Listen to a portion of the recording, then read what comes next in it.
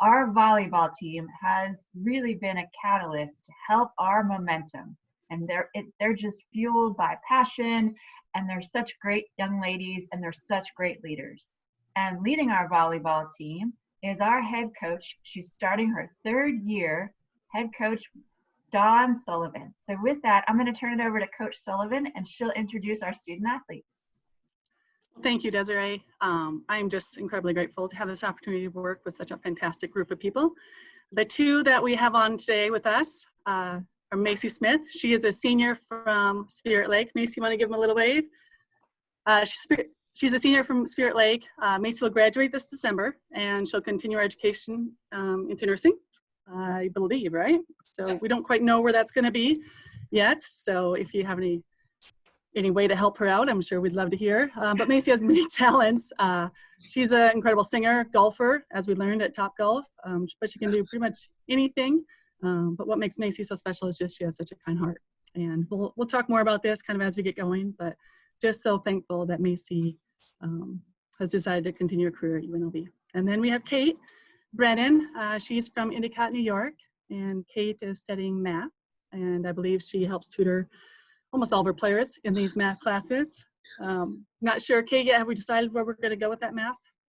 Not yet. Still in. Yeah, I do know that I use her as well, though. I have called her as well. My Emily, my daughter, she was in a math class learning how to code, and I tell you, I don't know how to code, and I couldn't help her, so I called Kate up, and I know Kate had been in her shoes before, and by the end of that night, my daughter had the biggest smile on her face when she finally got it. So, but Kate's just incredibly giving to everybody around her. So, but what I have found, and I think you'll see today, with Kate and Maci, they're just incredibly hard workers. They set a standard of excellence in all parts of their life, the classroom, community, on the court, but just incredible people. So today, we're excited to talk with you about leading with empathy. I'll let you go ahead and use the Q&A and the Zoom feature down below to just ask questions, and we'll have some prizes up for grabs today. Rising canes, a gift basket, UNLV Nike shirt, hat, blanket, volleyball jersey, and then a signed volleyball from us. So we're incredibly excited for you guys to be joined with us today. So yeah, so within our program, guys, we believe in building people, right? We believe in building strong, confident women and impacting lives. And talk to me a little bit about that. How do you kind of feel that on the court or in our lives, in our locker room? What does that feel like to you guys? I think that something that sticks out to me when you say that is all the stuff we do outside of volleyball in our training. We do a lot of mental training, not only with like our team, but we bring in people like Dr. Casey and all those different resources. And we also spend a lot of time on communication and feedback and just all those little things that make such a difference on the court and help us to be so successful. So yeah. Yeah, I was gonna say we work a lot on personal growth, and when we grow as people, and we can grow as a team, which is really cool. And then we've also worked on building our confidence through these things, which is also really cool. Yeah, I'm right there, and I think we try to deliver a program teaching life lessons, right? Living by our values and our standards, behaviors, and just leading by example, caring for those around us, and serving their hearts. And hopefully, we can get, as we do that, just these meaningful conversations, right? And a deeper understanding of who we are. So Coach, we have a question that just came in Cool. From Daniel. And Daniel would like to know, what do you mean by leading with empathy? And he is a lifelong Rebel fan. Yay. Love that. Thanks, Daniel. I think empathy to me is you got to know what they feel. You have to kind of put yourself in their shoes at times, and I'm never going to truly know it, but I can get to know them well enough to at least have a little bit better understanding of what they're going through. One way I feel like I do this sometimes with my own kids. I kind of use them as my guinea pigs a little bit, and I know even last night, little funny story, my son was pretty frustrated. We left my oldest daughter in Kansas to visit some friends over the summer and some of her family. And so last night he was frustrated, and I went up there and just to talk to him. And And he's like, hey, Mom, I don't want to talk. And so maybe take whatever I have to say with a grain of salt. Maybe I don't know anything, but I listened. And I think that is what we do within our program is we listen, we hear them. And he wasn't ready to talk. Instead, he just wanted me to sit there with him and to snuggle. And to me, that was probably the best part of my day, is just because I heard him and was able to do what he needed. So, but yeah, I think sometimes our words become, it's not necessarily what we say, right? It's our actions. It's being there for them. And I think that's how we try to live our every day within our program, is we try to just be open and vulnerable with each other. And hopefully over time, we've created this environment that everybody feels safe and comfortable to be real and have some of those hard conversations. So, Maci or Kate, what are some of your thoughts on this environment that we created? How do you feel like we've gotten there, that it's become safe, that you feel like you can share? Yeah, sure. I think our team has grown so much in the last year and two. I think our coaches have given us a lot of time, given us a safe space to be able to be vulnerable with each other, and lots of opportunities to be able to just, like you said, like wait till we're ready to speak how we want to speak, and share what we want to share. And I think Don's done a great job with that, where now vulnerable is the new normal for us, which is really cool. True. Yeah, I would definitely agree with that. I guess just we're very comfortable being uncomfortable at this point. It's something we talk about all the time. And to go back to like the empathy thing, how we do that, I guess we always know that like our coaches always give us a chance to explain ourselves, a chance to grow, a chance to be better.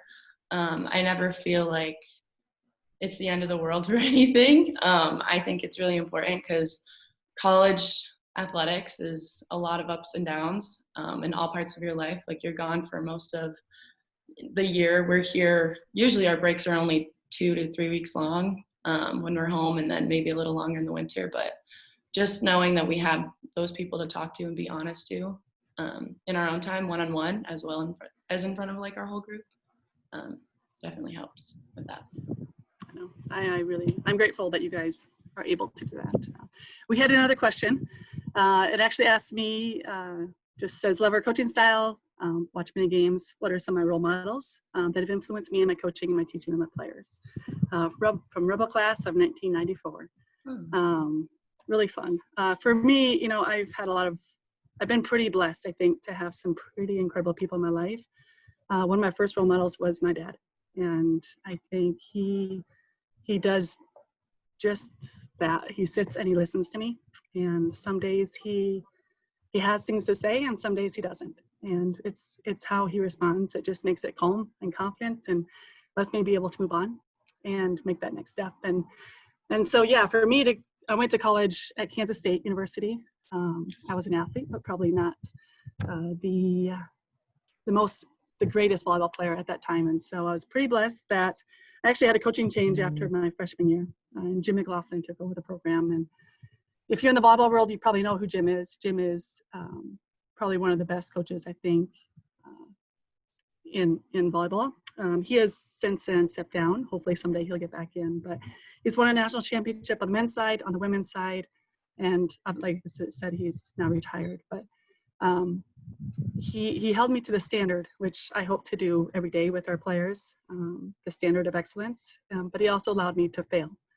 And I think that is a big piece of growing. You have to understand that failure is just part of the process, it's part of the journey. And it's not that it's wrong.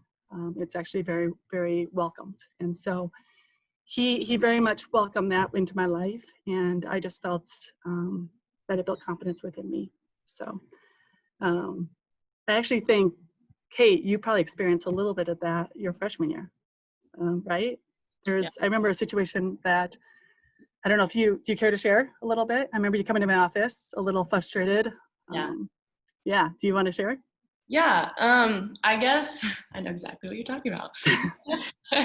I guess coming in, obviously, I don't know how much everyone knows about the caliber of Northeast volleyball, but normally it's not super high. So I came in not really knowing what was happening, and I also came in on a coaching switch.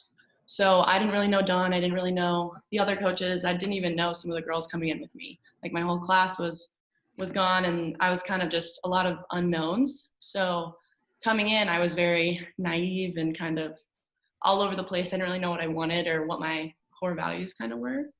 And then at some point, which Dawn has reassured me that this happens to everyone, but completely broke down, like completely. I was like, Dawn, I was like crying at her office, and I was like, I need help getting back on track to like who I am. And so Dawn actually took time, and like we both grew up Catholic, and like she went to church with me, and like we sat there and we like explored our options on campus. Like we went to the campus little church, and it was just really nice, and it just kind of helped me. Dawn's, I feel like always, she has that strong coaching atmosphere, especially when we're on the court and practice. Like she's very sometimes intimidating, sometimes not, but I just know that whenever I need her on that level, like after that, I just knew from then, like I could trust her. And so that helped me a lot. But That's I think awesome. we all go through it, right? Desiree, have you ever been in that situation before? Oh, absolutely. Yeah. Where we have a crisis of confidence, you mean? Yeah, Oh, yes. completely, right? All the time. Yes. And we sometimes second guess ourselves, and the imposter syndrome is real. But we enter each day, and you mentioned the core values, Kate, and that's so critically important. There's no playbook for a global pandemic, right? And so what you do is you try and act, you're guided by your core values, and they help you as best you can. So, and you really lean on, you do a lot of listening, and you lean on leaders like Coach Sullivan, and that's kind of, and you really have to understand what fills your bucket. And I know if I'm going to have a challenging day, I try and end my day with a meeting with a student athlete, because I know that's what fills my bucket, and that's that I can go home and not be a little bit crazy, and I can actually be present for my husband and son. So that's usually what I try and do. Maci, what about you? And then I think we have a question from Daniel next. But what about you, Maci? What fills your bucket? Let's see. What do you love about playing volleyball? How about that? I just love being with people and just like making myself better, but also trying to help others be better too. That's excellent. Before you can be a great leader, you have to know how to be a really good teammate too, right? Mm-hmm. She demonstrates that like every day in practice. So someday, hopefully you guys get to come watch her, but she just always wants to leave whoever she contacts in touch with, the gym, every piece of it in a better place. So she's a special one. Yeah. You said we have another, go ahead. Yeah, it looks like Daniel has a question. He'd like to know, and this is a good one. What is everyone's favorite thing about Las Vegas? Who wants to start it off? No, you want me to take it? I know, I'll take it, guys, because I love Las Vegas. For me, it's kind of a split, because I don't know if you know much about me, but I love the outdoors. And so Vegas provides this unique, that I can be a part of this huge university, incredible city, but then also have the mountains and the Colorado River and so many things around me that my family can go and enjoy together. So for me, that's probably one of my favorite things, besides my team. I think my team is always right there, pretty high on my list. But yeah, I love the outdoors that's kind of surround Vegas. I can see. What about you, Kate and Maci? What do y'all love about Vegas? Yeah, I'll go first. I think kind of what Dawn said, Vegas just kind of has a little bit of everything. And I do love that. And I also love how, just how big the city is. I come from a kind of smaller town in upstate New York. It's not as exciting as, New York City, but I come from a smaller town. So it's just really nice. It's kind of a cultural center point here. Like everyone I know in Vegas, it's like one of the most diverse campuses in the world. I mean, so it goes for the city too. Awesome. I also come from a smaller town, and the majority of the year it's cold there. So something I really appreciate about Vegas is the heat, even in the summer when we're in here. But also there's just so many things to do where back in my small town, I had to travel an hour and a half to get to an airport where like the airport's 5 minutes away from us. And there's a mall 10 minutes each direction. And it's just crazy how much stuff there is. It's so convenient. You're right. I love how dynamic it is. And I love the people.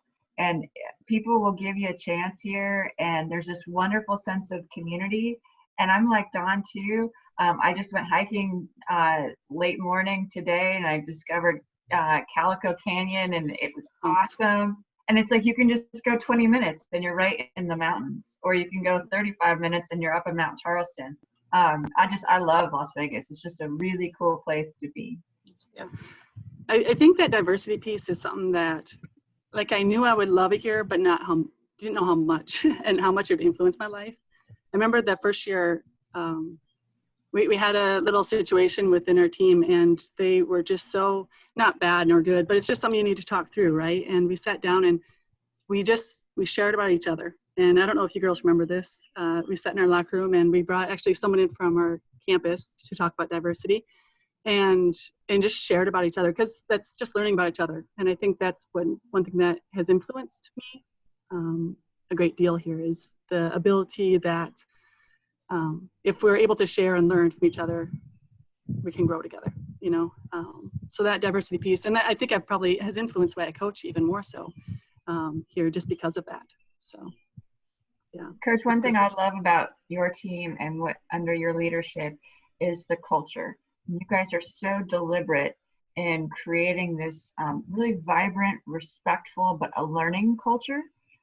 Maybe you could talk a little bit about why you do that and kind of the impact that that's made and some of the cool things that you all have done. Yeah, we're very deliberate, I think, in how we do that and what we do. And I feel like it's so important to build them as people, you know, to build a strong, confident woman. I think you have to be very, you need to continue to keep that in the front part of your mind in everything you do. So yeah, what do we do? I think there's a lot of things we do to allow for really open conversations. One of the first things I think we did is we brought in one of our alumni. Her name's Leanna. She played for UNLV a few years back. She works for Roseman University. And Maci, you actually brought this up when we were just kind of chatting about our program. And so what she does, Strength Finders, is you run through a little test, and it tells you what you maybe are great at, and helps you understand yourself a little bit more, but also then we sit down and we talk about everybody. So we start to understand each other. And we've actually used this platform and kind of build off it and talk about feedback and how we give feedback and how we receive feedback. And so she continues to work with us today. And right now we're actually working on fear, you know, and how we handle fear.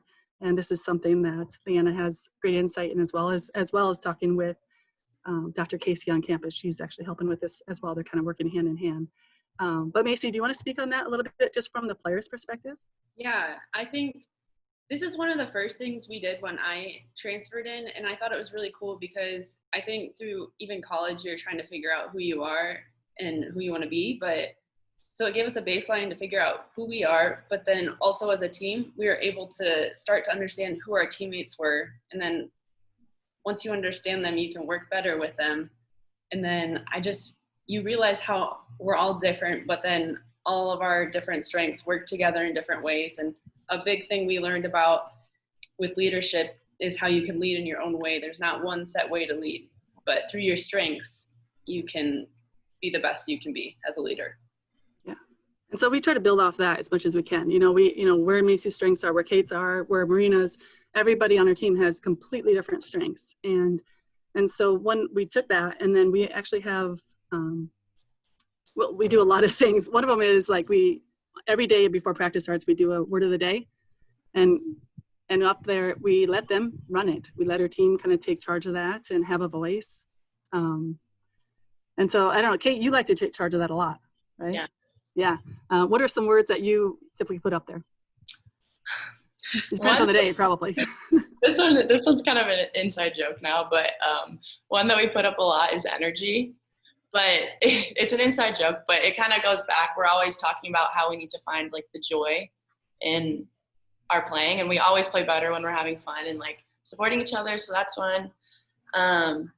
We do a lot of relentless, intentional details. Those are kind of like our core values too. But what I love about the word of the day is that having each individual, we kind of did it on a rotation at the end where we wanted everyone to be involved, not just the people that normally do it. And it was just really nice to know what meant something to my teammates. And I found myself so we keep that focus we refer back to the board a couple times every practice. So it's always there right in front of us in our minds, and we talk about it on the court with each other. But it's just nice to know what means what to my teammates. And I feel like when I play in those practices, I'm not doing that one specific thing because it's on the board. I'm like doing it for that person that wrote it on the board. And again, with what Maci said about the strength finders, just knowing the best way to lead a team or even be on a team is to know your teammates and know what works for them and how to talk to them and what they need and what they value. So it helps with that too. Also at the end of practice, we do like a 3-2-1. So they always tell me, I like to know what they think, right? I think that's probably how I lead the most is I like to know their thoughts. And so I always ask them, tell me 3 positives, from practice. Tell me 2 things we need to improve on, just 1 takeaway. So we kind of just bring it back together. So those are some things we do on the court, off the court. We have a leadership council. And I think that's one area that is become a backbone to our program. We do that, but we also have a own your team. And that's where everybody kind of leads. And I'm not even sure if Desiree probably, knows that we do that. So our leadership council, what that consists of, there's 4 individuals, 1 from every class. And we kind of choose that based on their strengths. And we have a process that we go about choosing. We just went through it. It's actually virtually this year. And so they have to, essentially they are nominated or they apply for the position, and then they have to do a short presentation to the team. And at that point, we then go back and kind of talk about it. And I think one of the biggest parts is that communication piece. So if they can get up and present to the team, that's really what's important being in that role is can they do that? And then once they get in that role, there's all kinds of other things we kind of put them through. But Kate, I don't know if you want to share a little bit about that leadership council yourself? Yeah. So I was on it the freshman spring. Is that when I started it? Yeah. And then again this past year, honestly, it's allowed me to grow like a ton, especially with my specific leadership skills. And it kind of was a wake up call a little bit to me, and like how I always thought I was supposed to act and like lead versus what actually works. And it was another place that kind of helped me to self-reflect. But yeah, we meet once every week or once every 2 weeks, and we sit down and we have our own little meetings with Leanna sometimes we have like other people come in and talk to us, and then we just run down all the things that happen in the week. And something that helped me a lot was we kind of acted some situations out. So here's an issue, how are we going to deal with it?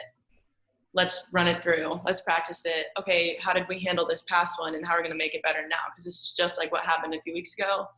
We need everyone on this team, and just kind of catering to the team and the best ways for us to do that and have a voice. But that's basically the council. Yeah, so typically we look at just learning about yourself, being very self-aware, engaging with others, those behaviors. And I think that's actually, Kate, I think interviewed you, right, Desiree? So that was one of the assignments we essentially gave them, is they had to interview someone that they deemed an effective leader, someone that they just wanted to go have a conversation about how we lead and what they can learn. And so, I don't know, do you guys want to share anything about that experience? Just a quick aside on that. So the other day, or actually it's not even the other day, but before the whole pandemic, Kate, you came to my office and you just wrote, hey, let's get together. I'd like to talk more leadership. And you wrote it on a Post-it, right? Mm-hmm. And so that made me smile. And so I've kept that Post-it on my computer for it's been 5 months. So you made an impact. I love that. I know, I kept trying to come in because I think one of the biggest takeaways that I learned from my talk with Desiree is just kind of leading from the back. And you don't always have to stand up in front of everyone and just bark orders or do whatever. Like, you need to really figure out what drives people and motivates people. And it doesn't always have to be you.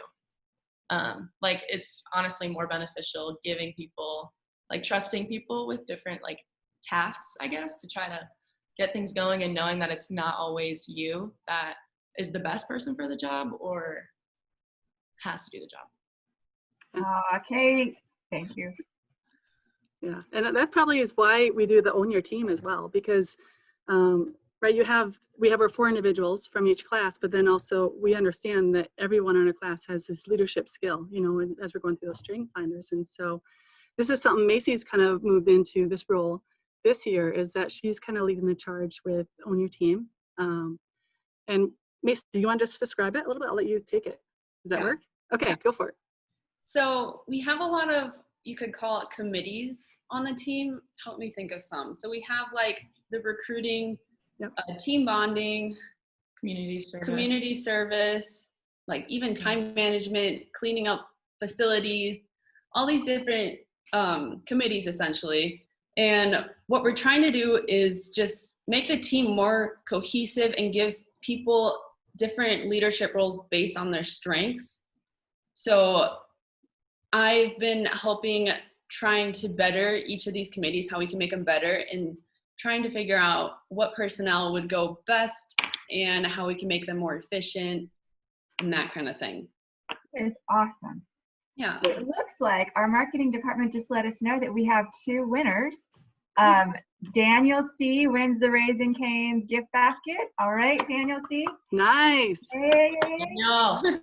And Ben C. wins the UNLV Nike bundle and blanket. So congratulations, Daniel. One of our marketing staff members will be in contact with you. So thank you.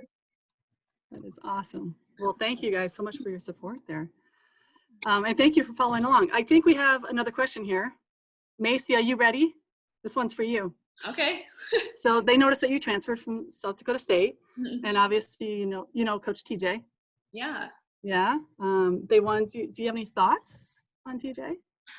So There's a fun story here, guys. She really knows him.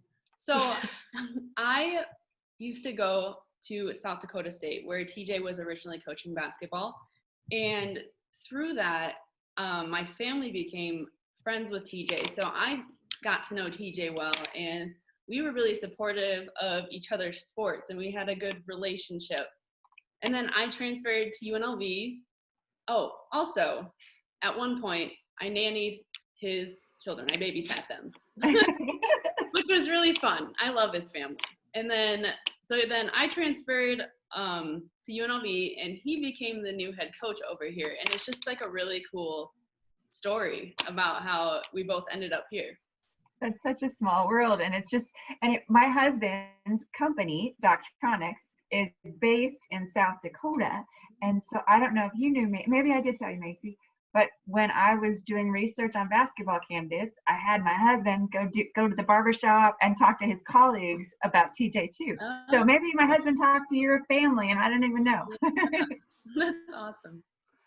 But it's crazy how Vegas, I think it is about the people, and it's just this family atmosphere that it's so special. And I think that's obviously kudos to Desiree and what she does, and she just leads us really in the right direction there. So thank you for that. Thank you. And we have amazing people like Coach Sullivan leading our young ladies. And she's just so incredibly invested, not only in just you two, but in every single one of our student athletes. And it warms your heart and it fills your bucket to see that. So thank you, Coach. Yeah. So Own Your Team, Mace. I think going back to that just a little bit, I think we love allowing space, right, for you to lead in your strength is one thing. And just one other thing they did last summer, and you guys might not even realize us doing that, is we put them in each week, we put you in charge of an open gym. Mm-hmm. And so in the summer, we can't essentially lead the practice, but they can get in the gym every single day and play. And so we assigned like a week, and they get to come up with that practice plan and see what that felt like. And so I think in hindsight, it gave you guys really a deep understanding of what that feels like, right? And what the other person has to go through to stand up in front of everybody and tell them like, okay, this is what we're doing, and then this is what we're doing next. But it also took preparation. And so it was just some really good learning skills. I think some preparation, some sacrifice, what you have to do to become great. And I think there are some situations probably even in that I think you guys even learned how to handle even better, right? And how to support each other. And but we try to find little things like that throughout just our everyday life that I'm not sure if our student athletes even realize, but just to put them in that situation that they get this experience that they will eventually use, right, when they get out in the workforce and become a successful, strong, confident woman leading other people. So, yeah. We have another question. Are you guys ready? Yep. It says, what is your favorite thing about UNLV? Okay. I guess this kind of goes back to what we were talking about, just Vegas in general. But I did want to talk about like the people, and it's okay. This is kind of a weird story, but I'm gonna tell it anyway. But so there's this person that interned in marketing, and I actually didn't meet him in marketing. I actually met him at Dutch Bros. But anyway, so we're in the line for Dutch Bros, and then he recognized, because my debit card is like my student ID. I do that whole thing, and I give him my card, and he like recognized my name because he works in marketing. He's like, "Oh, like you're Kate on volleyball," and I was like, "Yeah, I'm Kate on volleyball." And my sister was visiting me, and he's like, "You're from Endicott," and I was like, "Yeah, I'm from Endicott." He's my sister's best friend's cousin from home.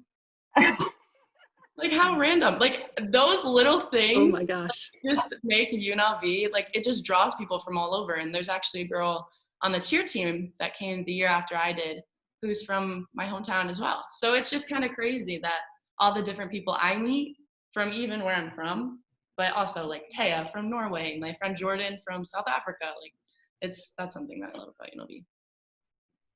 Awesome. Well, we've got another prize winner. It looks like Jordan L is winning the volleyball jersey. So stay tuned, Jordan. Nice. Yeah. That is cool. Mace, you got anything? Yeah, I think my favorite part about UNLV is honestly the diversity, because coming into it, like, it's easy to love people, but like I've learned so much about people that it just makes you love and appreciate everyone the way they are so much more. And UNLV is like a huge example of that. Well said. I think I totally agree. Desiree, do you have anything? What do I love about UNLV? I love the people, and I love the opportunity, and people just really care about one another, and we all support one another. And that was really evident throughout the pandemic. We had our facilities guy who, we had a student athlete that didn't have a computer, and he was coming in and he was finding computers and like dismantling our computer, a computer lounge that we had to get it to a student athlete that didn't have a computer. And I just, like, everybody just, we all root for one another, whether it's going to support football or going to support women's volleyball or basketball. And I love that. I think that's the only way that we're going to really have a championship culture, is if we're all in and we're all in it together. It's right on. The people here are special, very special. All right, we can go back to some leadership stuff. You guys ready? Yes. So one other thing that I think has been very influential within our team is we journal actually every day. And so we journal. We used to do it every day. Let me rephrase. We used to do it every day after practice. And it was actually, we'd have them just sit down, pull out their little notebook, and we'd ask them different questions. And then we would allow them to share if they wanted to. It's never forced. It sometimes helped, right? But we try not to force it. And then I think that's evolved actually over time. And we've continued this through the COVID, with you guys being afar. And I think that's one way we've really learned a lot about each other. I learned about them and the fact that it was really stressful for them to do it right after practice. And so we learned as a staff, okay, let's give them the question over the night before and let them think about it, and let's talk about it the next day. And then it became really real, some real conversations. So how has that affected you guys, Maci and Kate? Yeah. The journaling, yeah. I used to not buy into it as much as I do now, in maybe last year versus this year. And this year I have, and I've just realized the value of journaling in general, and just like the questions that we are asked makes you really self-reflect and really think about things that you normally don't think about that help you grow. And I think that even you saying how you changed the format of where we get more time to think based off what you heard from us is a great example of how you lead with empathy, because empathy starts with listening. And I think that's a really cool example. Yeah, I would definitely agree with that. I also was kind of weird about it at first, just kind of like an extra thing that we do, whatever, but it really does have a lot of value to us. It's another place where we get to hear from our teammates on questions we probably never would have asked otherwise.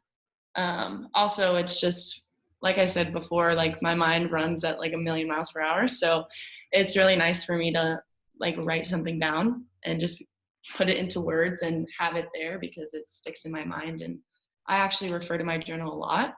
And it kind of like sparked other things. Like I write down things I remember in practice that helped me that day just because it's there. And I'm like, oh, I'll just write this down. So kind of has a chain reaction. I think you told me during our year-end meeting this year that you actually moved your journal, right? You put it right on the net now? Yes. Oh yeah. For my individuals. Yeah. Yeah. Every time Ariel would say something, it'd be like, and I'd write it down right after, but yeah. Cool. We have another question here. It says, when did you start playing volleyball? Who wants to take it first? I started playing volleyball in 6th grade, and I was a setter back then.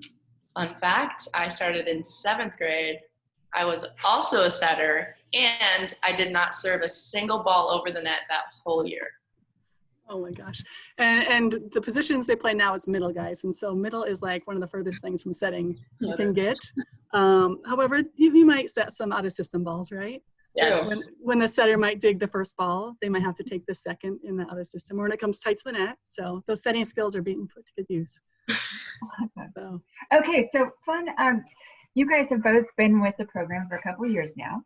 And how have you all grown? And what's the one thing that you wish that you could have told your freshman self that you wish you would have known?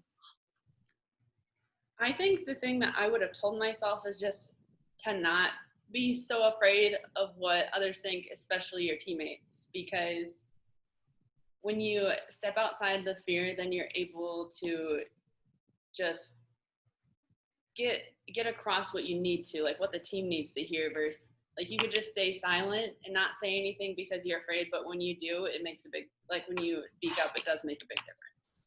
Excellent. I would probably say communication.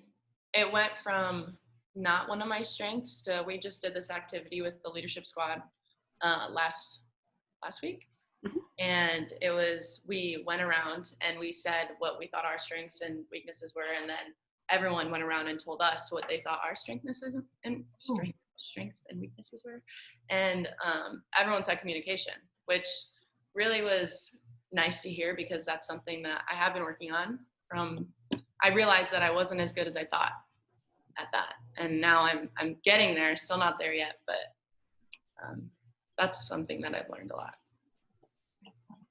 Okay, can we talk a little volleyball? You bet. All right, can you all Love it. Talk to us a little bit about what are we expecting from the fall, and how does the conference line up? What do we think about our schedule? What can fans really just embrace about this volleyball team? Yeah, well, I am excited about this fall. I will tell you that, because these girls have been home and working their butts off for since like March, right? Since you guys left for spring break. And I think we'll just be inspired when they get back out on the court. This group is on a mission. You know, they want to win a Mountain West, and they've made some huge strides in the 3 years I've been here. I think we were last when I first got here, and then we went to 5th, 3rd. What's next, right? We got to win it. And so I'm just ready to be inspired, I think, and hopefully you guys will be ready to be inspired as fans. These girls are incredible athletes and give a lot to the sport and a lot to the university. And so I'm pretty excited for the fall. Mace, you want to take, or Kate, do you have any? Yeah, I think inspired is a really good word. Based off what's happened, it makes you just feel more grateful for this, especially me, my last opportunity, my last season to play volleyball. And I think it's a unique challenge this year because of COVID and everything, how we're setting up the games. So if a team comes to play us at home on a Thursday, we'll also play the same team again on Saturday. So we'll play them 2 times in a week. which I think will be a fun challenge. Yeah, so the Mountain West, I'm going to go a little bit further. Mountain West has changed just a little bit for us, our schedule. So typically we play a Thursday, Saturday schedule. And one unique thing that's changed is now we get to play Friday, Saturday back to back, which I think is great for the fans. They can come out on Friday night, work is done, come out and enjoy some volleyball, and then just come back the next day on Saturday to see us wrap it up again, you know, hopefully with another W. But yeah, so the Mountain West will change that way. We'll play a Friday, Saturday. Yeah, sorry, go ahead, Kate. Yeah, I would just say we never stopped. Like when the world stopped, we kept going. So we've just been going since. I actually have this quote from one of my high school track coaches, and he said, because he used to make us wake up at like 5 a.m. to go to practice, and he's like, while your opponents are sleeping, you're getting stronger. Something along those lines. I don't remember exact, but we never lost the fire. We've never lost our motivation, and we've kept going. And it's a lot of laughs for a lot of girls on our team. We have a lot of seniors this year, and everyone's just ready to leave it all out there and win Mountain West. So That is awesome. Yeah. But yeah, I think for us this fall, you know, hopefully most of them are coming back right now, you know, so we have some back in the gym last week already, and then we'll have another round coming back in this week. They're almost all back in town quarantining and making sure we're being safe. But then when we're ready and you let us say go, we'll be ready to fire away, right, girls? Oh, yes. You bet. Hopefully you guys are able to come join us, as fans, right? Absolutely, because talk to us a little bit. Like, it's such a different atmosphere when Cox is packed, right? Yeah, for sure.